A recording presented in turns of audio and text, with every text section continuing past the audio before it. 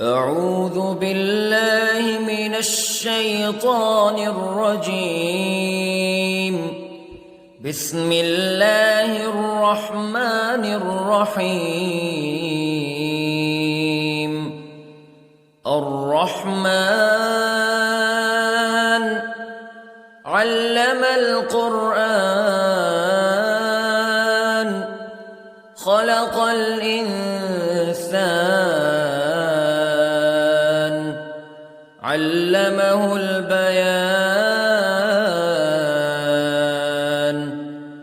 الشمس والقمر بحسبان والنجم والشجر يسجدان والسماء رفعها ووضع الميزان ألا تطغوا في الميزان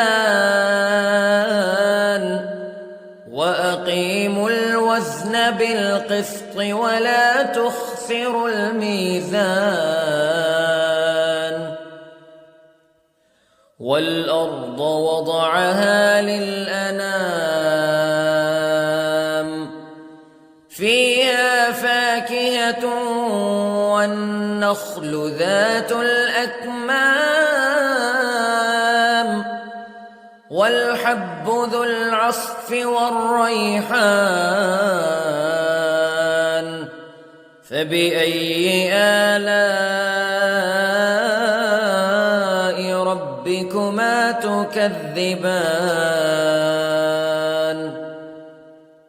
خلق الإنسان من صلصال كالفخار وخلق الجان من مارج من نار فبأي آلاء ربكما تكذبان. رب المشرقين ورب المغربين فبأي آلاء ربكما تكذبان.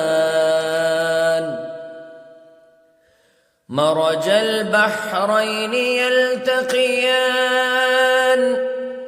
بينهما برزخ لا يبغيان فبأي آلاء ربكما تكذبان.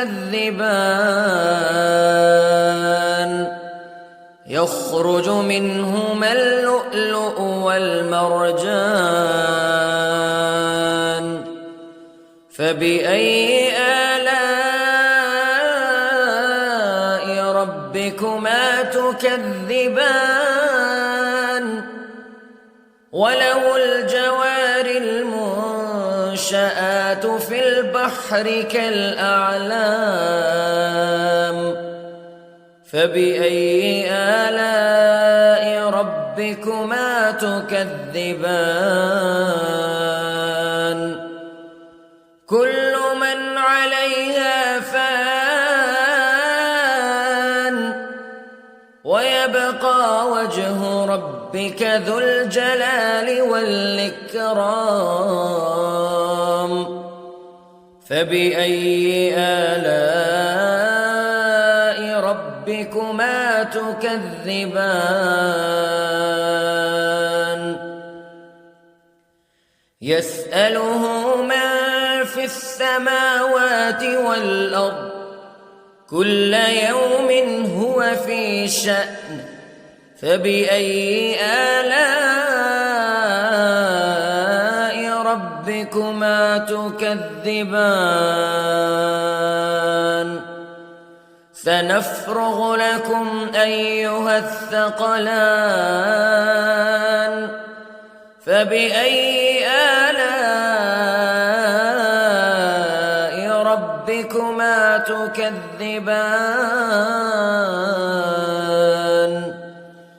يا معشر الجن والإنس استطعتم أن تنفذوا من أقطار السماوات والأرض فانفذوا لا تنفذون إلا بسلطان فبأي آلاء ربكما تكذبان يرسل عليكما شواظ من نار ونحاس فلا تنتصران فبأي آلاء ربكما تكذبان فإذا انشقت السماء فكانت وردة كالدهان فبأي آلاء ربكما تكذبان فيومئذ لا يسأل عن ذنبه إنس ولا جان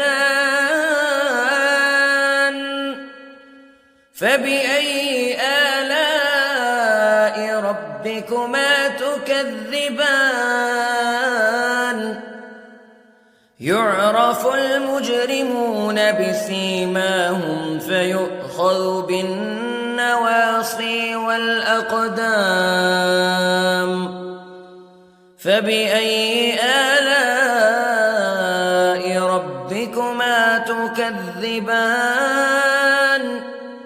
هذه جهنم التي يكذب بها المجرمون يطوفون بينها وبين حميم آن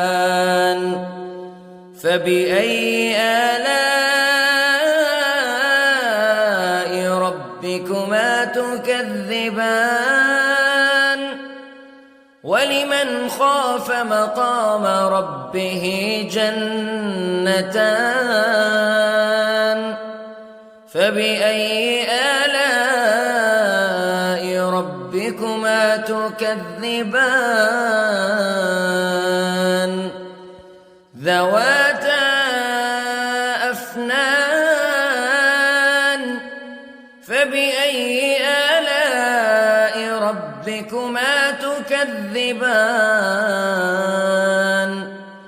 فيهما عينان تجريان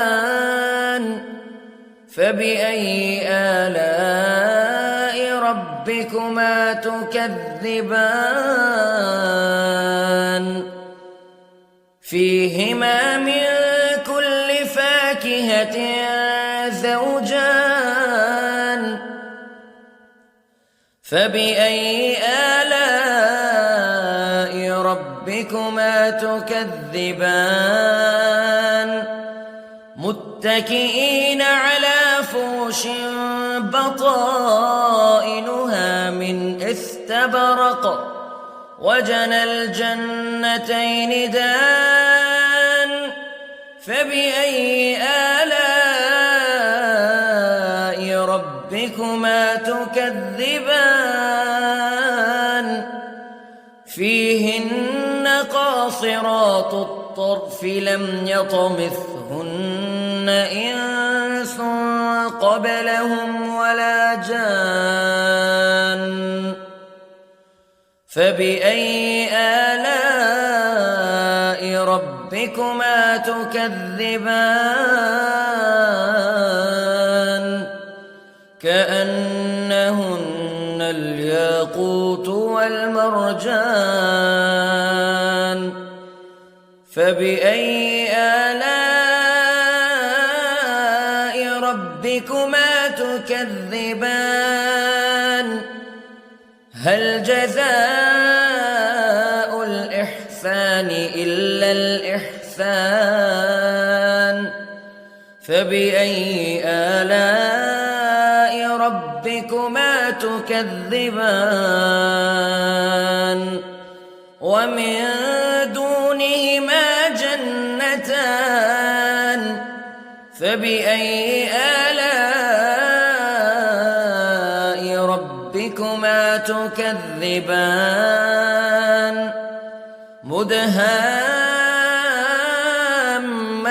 مدهامتان فبأي آلاء